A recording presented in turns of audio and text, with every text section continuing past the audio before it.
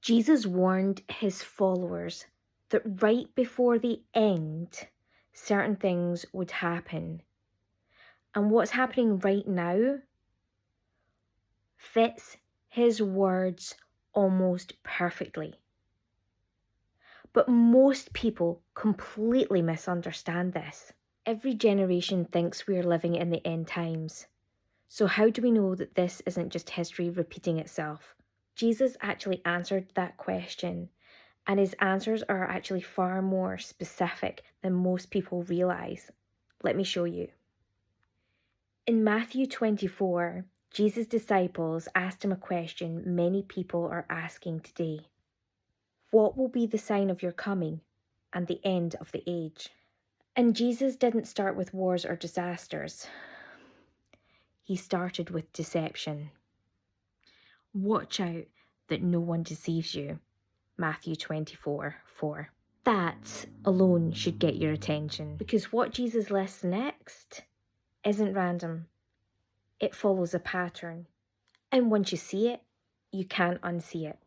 Jesus said there would be wars and rumors of wars, nation rising against nation, famine, earthquakes, and plagues.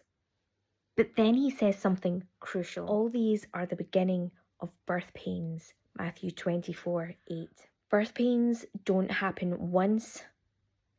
They increase in frequency and intensity as the moment gets closer.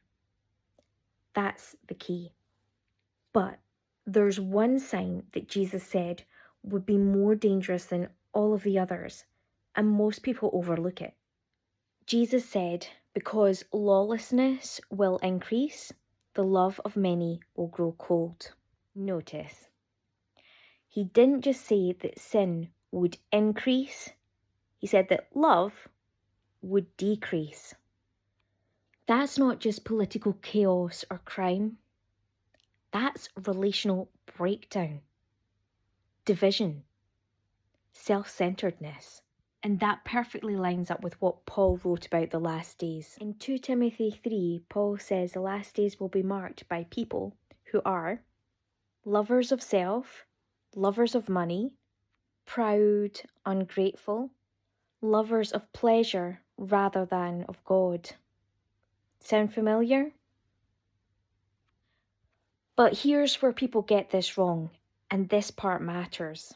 Jesus never told us to panic. He never told us to set dates, and he never told us to obsess over headlines. In fact, he said, see that you are not alarmed. So the purpose of prophecy isn't fear. Prophecy is meant to do 3 things. 1, wake us up. 2, keep us grounded in truth. 3, fill us with hope. Jesus ends his teaching not with chaos, but with a promise. When these things begin to take place, lift up your heads, because your redemption is drawing near. That's Luke 21:28. The real question isn't, are we in the end times?